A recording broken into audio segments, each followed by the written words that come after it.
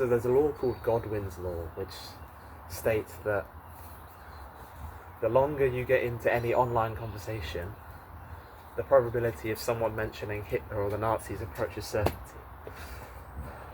And I think this is funny, but it's also kind of true, in a way, that people will always assume the worst when it comes to online interactions. It's very difficult to say stuff online about your own opinion because people will interpret it in their own way. Because there's no face-to-face interaction, people will only see the worst and assume the worst, and they'll be able to just type at their keyboards and write whatever they want. And they will say horrible things because they type it into their keyboard, they press enter, they leave, there's no feedback. They don't see how the other person responds. And in that case, empathy would be good. More empathy is good, because you want to feel about how the other person feels, so A, you don't send hurtful messages, but also that you feel less hurt by other people's messages, because you're able to put yourself in the shoes of what we typically think as a 10-year-old kid typing at his computer, wearing a hood, eating crisps or something. And that takes a lot of the acid and venom out of the message. Plus it's not being said, so it's very easy to take out of context. But then, that's an area where more empathy probably is necessary. In the very literal sense, we talk about empathy, as in feeling the other person's feelings. In his book, Against Empathy, aptly titled, Paul Bloom talks about an example where, imagine you're walking past a child on a street, and a homeless child, and they're begging for money. Like, you're probably going to give them money.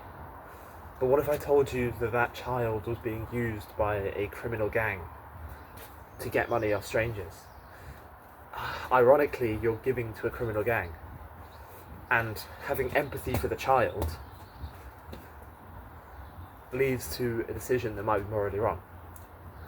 It's like if you were given two decisions between giving to a criminal gang and giving to a charity that you know does good work for children, then obviously you would pick the charity, because, I mean, unless you want to give to criminal gangs.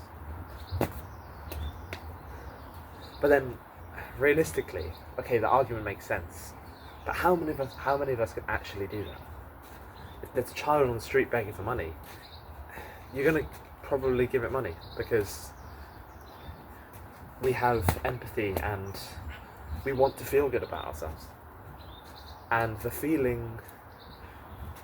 guilt that we'd have from not giving to the child is worse, even though we know it's going to a criminal gang. And most of the time we don't.